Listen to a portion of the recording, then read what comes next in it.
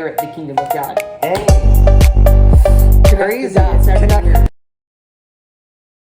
Yo, what is up, guys? We are here at the gym, and in today's lift, we're probably gonna be hitting some chest. And like always, we're always gonna intertwine that with Jesus. You know, so guys, keep on watching. Stay tuned to the end of the video. You guys will not want to miss it. But today's gonna be a great lift, and I'm not even gonna lie, I did have like a couple bowls of like cereal, so I'm like carved up right now. You know, I got quite a bit of energy, so it's gonna be a great lift, and I hope you guys enjoy it. But probably gonna do like a chest workout first. I'm not sure which one I'm gonna do first, but I think either incline dumbbell press or incline chest press with the machine. But yeah, you guys see in the next clip though. What's up, guys? I'm doing the incline chest press machine. Probably gonna do like 200, you know, but probably do that too. What's going on? What's up, guys? We're gonna do the incline chest press machine. Probably gonna do like 200 pounds, maybe 210, because I know that just like this piece here, it's like nothing. It's like 5-10 pounds, so it's like not the same if you're gonna do like a bench press. But besides that, let's just get in the warm-up set real quickly.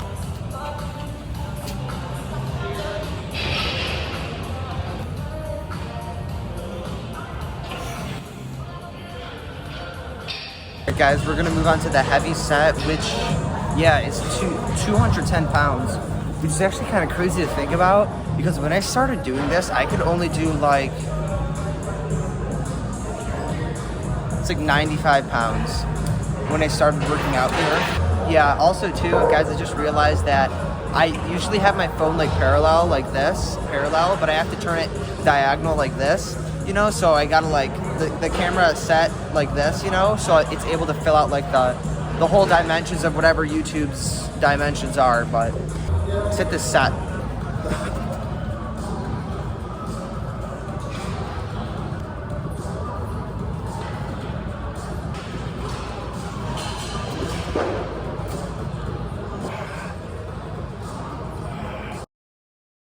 Also too, guys, for me and my brother, we were doing a little Bible study last night, and we were reading through Luke chapter 13, and towards the bottom when Jesus was comparing the kingdom of God to, it was like, the kingdom of God is compared to like if a woman took 3 measures of flour and hid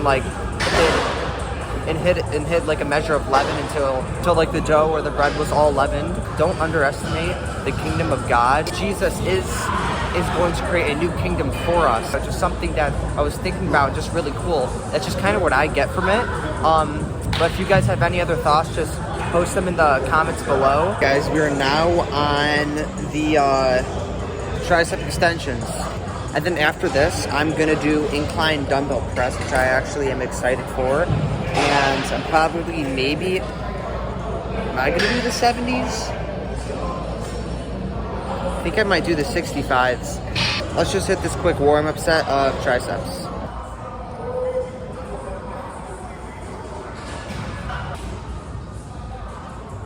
Beside tricep extensions, probably 110 pounds, but yeah, let's go.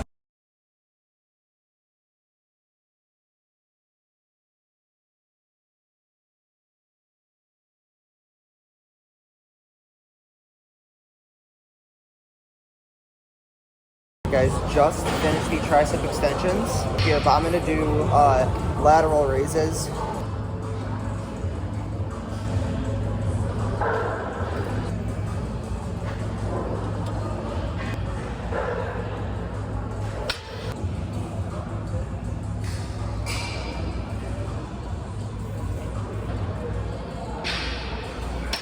Guys, we're now on incline dumbbell press. And yeah, we're gonna be doing the 65s, but yeah, no warm-up set. Well, actually, I'll do a warm-up set, but I'm just only gonna film just the actual heavy set.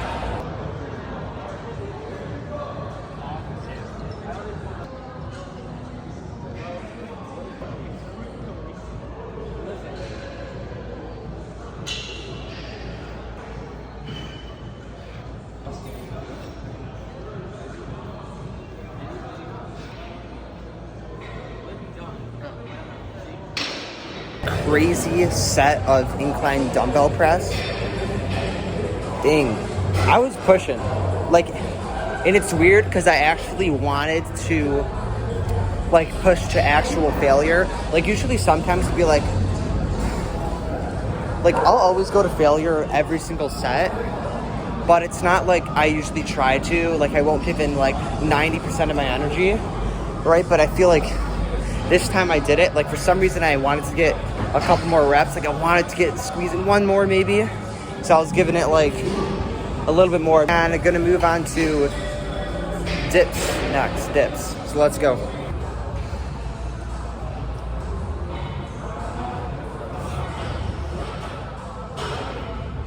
I'm literally walking out of the gym, Edge Fitness, but we actually did not get a conversation. It was actually totally okay. I did though. He just didn't want me filming him, and it was just super quick. It was super quick. It was like a minute. I just prayed over him. That was really it, because he said, I asked him if he wanted to hear the gospel or not. He said he was okay, but he goes to a Chaldean church. I just asked if I could pray over him, and prayed over him, you know, just asking God that he could build his relationship with him and that he could just be guided and protected. But I think though, actually, I might film a Bible study. So we might get a Bible study in, but you'll guys see in the next clip. Let's go. Lift was great. I came home from the gym at like, what time did we come home from the gym? You're like 7? 7. It's like 9. So just waited a little bit. We're all carbed up right now. We're all carbed up. Got some good energy. But we're in Luke chapter 13, right? Luke 14. 14. We did 13 last night. You're right. This is my brother Mario. And for anyone who watched the Max Bench video, you guys saw he also attempted that. He also got it up too. So, you know. I'll start, okay? Chapter 14 of Luke. Right. Healing of the man with dropsy on the Sabbath. On a Sabbath, he went to dine at the home of one of the leading Pharisees, and the people there were observing him carefully. In front of him, there was a man suffering from dropsy. Jesus spoke to the scholars of the law of the Pharisees in reply, asking, "Is it lawful to cure on the Sabbath or not?" But they kept silent. So they took the man after he had healed him, dismissed him. Then they said to him, "Who among you, if your son or ox," weren't you saying this yesterday? Yeah, about the I ox was. thing? Yeah. Because we were reading in chapter 13. Yeah. What was it? Jesus healed somebody. I forget with what they had. It was a crippled woman on the Sabbath. Yeah. And one of the Pharisees, or I think it was some. In the synagogue, I think said, Yeah. "Move along. The Sabbath day is not for work." Like, you know. And Enzo was just telling me, I remember that something about like an ox or something. If your ox was tied up and a storm was coming, right, would you not save it, you know? Yeah. Trying to flip the question back onto that. Exactly, yeah. Okay. If your son or ox falls into a cistern, would you not immediately pull it out on the Sabbath day? But they were unable to answer the question. Okay. Yeah, cistern, like a well, you know, like a hole or something. Like, it's crazy how Jesus just like flips it right back onto the Pharisees. Mm-hmm. Yeah, it's good to sometimes tell people, you know, he could have explained like, it's the Sabbath day. This is like a thing that needs to be done immediately. I'm not going to wait another day. This person probably could have died of the disease, right? Yeah. But he flipped the question in a way that at that moment, you can't answer that question. Because it's like, well, yeah, of course you would save the person, right? Yeah. So I like the way, and this happens a lot in the Bible, he flips the question around, and it's like they realize it right then and there when it's flipped onto them. Yeah. You know? Okay. All right, here, want me to read? Yeah. When he noticed how the guests had picked up the places of honor at the table, he told them in this parable, "When someone invites you to a wedding feast, do not take the place of honor, for a person more distinguished than you may have been invited. If also the host who invited both of you will come and say to you, 'Give this person your seat,' then humiliated, you will have to take the least important place. But when you are invited, take the lowest place, so that when your host comes, he will say to you, 'Friend, move up to a better place.' Then you will be honored in the presence of all the other guests, for all those who exalt themselves will be humbled, and those who humbled will be exalted." Okay. I guess, what word was coming to my mind was just like, popped right in my mind that second was just like humble, and you know, so just kind of like humble yourself before God, you know, so just got to be careful of our pride that we have, and we just got to humble ourselves before God, knowing that we are His creation. He is the creator. He knows what is best for us because He's the creator. He's the only one who can fix the creation, you know. But yeah, it's good. Then Jesus said to the hosts, when you give a luncheon or a dinner, do not invite your friends, your brothers or sisters, your relatives, or your rich neighbors. If you do, they may invite you back, and so will be repaid. But when you give a banquet, invite the poor, the crippled, the lame, the blind, and you will be blessed. Although they cannot repay you, you will be repaid at the resurrection of righteousness. Wow. Of the righteous. Dang. It's good. That's good. Okay. This is the parable of the great feast. One of his fellow guests, on hearing this, said to him, "Blessed is one who will dine in the kingdom of God." He replied to him, "A man gave a great dinner to which he invited many. When the time for the dinner came, he dispatched his servant to those invited. 'Come, everything is now ready.' But one by one they all began to excuse themselves. The first said to him, 'I have purchased a field and must go to examine it. I ask you, consider me exalted.' And another said, 'I have purchased 5 yoke of oxen, and I am on my way to evaluate them. I ask you, consider me excused.' And another said, 'I have just married a woman, and therefore I cannot come.' The servant went and reported this to the master. Then the master of the house, in rage, commanded his servants, 'Go out quickly into the streets and alley of the town, and bring here the poor, the crippled, the blind, and the lame.' The servant replied, 'Sir, your orders have been carried out, and still there is room.' The master then ordered the servant, 'Go out to the highways and hedgerows, and make people come in, that my home may be filled. For I tell you, none of these men were invited will taste my dinner.'" No. For some of the readings, I was just getting a little distracted by some thoughts, but I don't know. Did you get? What were your thoughts? Okay, hold on. Yeah. So, in the beginning of this parable, all the people had excuses on why they couldn't come to the dinner. Okay? Yeah. So the servant said, or the master told the servant to go grab the poor, the lame, the crippled, the blind. Okay? Yeah. People who needed help, right? And were in need for help. He said, invite them. Okay? Yeah. Because they probably need it. You exactly. know? Yeah. The master of the feast. This necessarily isn't like a physical example, but you can look at the master of the feast as God. Yeah. Go find the people that need me, okay? Yeah. And bring them, and I will heal them. And then he said at the end, "For I tell you, none of those men who were invited will taste my dinner." His dinner will taste my dinner. Will taste, let's say, his love, right? Because they all had excuses why. Thinking like everyone sometimes has an excuse why they can't pray or get closer to God. Well, when the time comes when you pass and you're faced with God on the day of judgment, you will not taste his dinner. You will not inherit the kingdom of God. Dang. Crazy. The dots everywhere. Breadcrumbs. Dang, like I don't know. That's good. That's what I got out of it. Okay. That last sentence kind of just helps me figure it out. Right? Like he calls everybody. Yeah. But he doesn't force. It's right. It's whether you accept the calling or not. It's whether you accept the invite to dinner. It's a metaphor. This is. Yeah. They use a lot of metaphors. That's good. Dang. Okay. I like how you put that. That's good. Okay. You want me? Mm-hmm. Okay. The cost of being a disciple.